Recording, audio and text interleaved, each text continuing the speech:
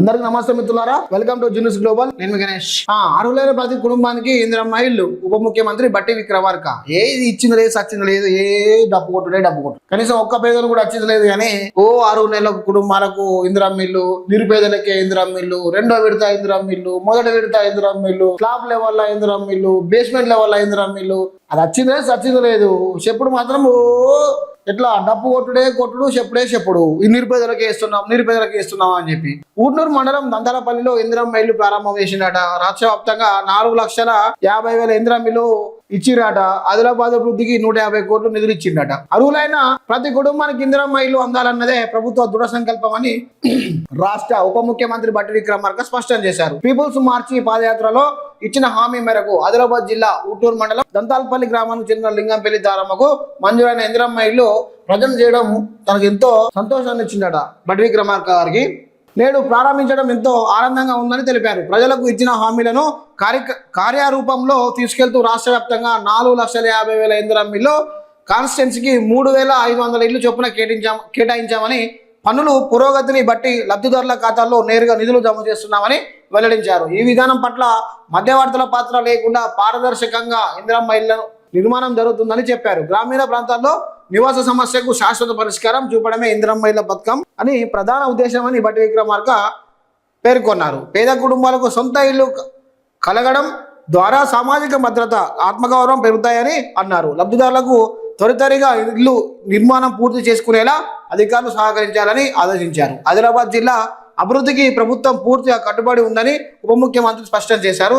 ఇప్పటికే జిల్లాకు 150 కోట్లు మంజూరు చేసిందట. ఇక ఇందిరమ్మ ఇళ్లకు సంబంధించి ఇందిరమ్మ ఇల్లు ఫస్ట్ విడత, సెకండ్ విడత, థర్డ్ విడత అని చెప్పి మొదలు పెట్టినప్పటికి ఇప్పటికి 2 సంవత్సరాలు అవుతుంది. ఇప్పటికి 2 సంవత్సరాలు దాటింది. కానీ పేదోళ్ళకి వచ్చింది లేదు, వాళ్ళు అందులో ఉన్నది లేదు. కొన్ని కాన్స్టిట్యున్సీలు అయితే కొన్ని మండలాలల్లా ఒక్కటే మోడల్ ఇందిరమ్మ ఇల్లు కన్స్ట్రక్షన్ చేసి అట్లే ఉన్నది. ఇక లిస్ట్ ప్రిపేర్ చేసి ఉన్నాయి. ఆ ఇందిరమ్మ ఇల్లు ఇచ్చింది లేదు, వీళ్ళు కట్టుకున్నది లేదు, వాళ్ళు బిల్లు ఇచ్చింది లేదు, వీళ్ళు బతికింది లేదు. ఒకట్లు ఉన్నది ఇందిరమ్మ ఇళ్ళ పరిస్థితి. ఇంకా వీళ్ళు డివైడ్ చేసిన ముచ్చట్లు ఏంటి అయ్యా అంటే ఇక ఘోరంగా ఉన్నది వీళ్ళ పరిస్థితి. ఇంకా చెప్తే ఇక ఆగమాగం అవుతారు.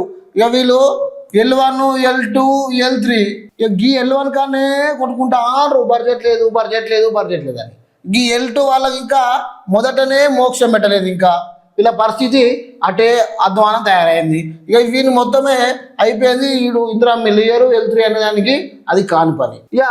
గీ ఒక్కని పట్టుకొని మిడుకుతారు పట్టి. వీళ్ళతో పాటు వీళ్ళకి కూడా ఇవ్వచ్చు కదా L2 వాళ్ళకు. ఇందులో కొత్త ఏందయ్యా అంటే మొన్న రీసెంట్గా మేము అటు భూపాలపల్లి పోతా ఉంటే ట్రాన్స్జెండర్లు కలిసిరు. వాళ్ళు కూడా వంట ఉన్నారు. ట్రాన్స్జెండర్లు ఏమంటున్నారంటే మాకు ఇందిరమ్మ ఇల్లు ఇస్తామని కూడా ప్రభుత్వం మాట ఇచ్చింది. మాకు తెలంగాణ రాష్ట్రంలో ఇంతవరకు ఒక ఇల్లు కూడా కట్టేయలేదు.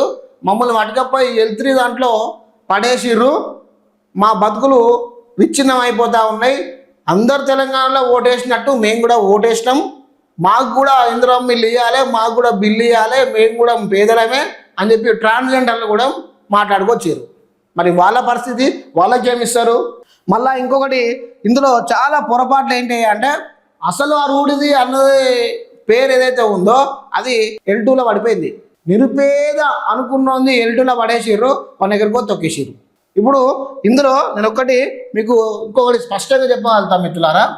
అదే విషయం ఏంటంటే ఈ L1, L2, L3 ఉంది కదా, ఈ 3 కేటగిరీలు ఉన్నాయి కదా. యాక్చువల్గా L1 ఉండాల్సిన పేరు L2లో పడ్డది, L2లో ఉండాల్సిన పేరు L1లో పడ్డది, ఈ L2లో ఉన్న పేరు L3లో పడ్డది. ఈ L3లో ఎవడైతే అర్హుడు ఉన్నాడో ఆ L3లో పడ్డది. చూడుగా ఈ L3లో యాక్చువల్గా ఇది మొత్తమే రానిది కాబట్టి ఈ L1 రావాల్సిన పేరు L3లో వచ్చింది, L2 రావాల్సిన పేరు L3లో వచ్చింది. చూడుగా ఇట్లా కూడా వచ్చింది. దీనికి సవరణ చేయడానికి కనీసం సైట్లో ఏం పెట్టలేదు. ఈ లిస్టులు సవరణ చేయాలి. ఫస్ట్ ఈ లిస్టులు సవరణ చేసి అర్హుడు ఎవరు కాదో తేలాలి. ఇప్పుడు L1 వాడు మొదటిగా ప్రాధాన్యత అర్హుడు అయినప్పుడు సరే L2 అనేది ఒక కేటగిరీ అంటే ఈ సపరేట్ ఇస్తారు. భూమి లేని వాళ్ళు, ఇల్లు లేని వాళ్ళు అని చెప్పి కేటగిరీ డివైడ్ చేశారు. ఓకే, దాన్ని నేను మళ్ళీ చెప్పట్లేదు. కానీ ఈ L3 అనే కేటగిరీలో ఈ L1కి సంబంధించిన చాలా మంది ఉన్నారు.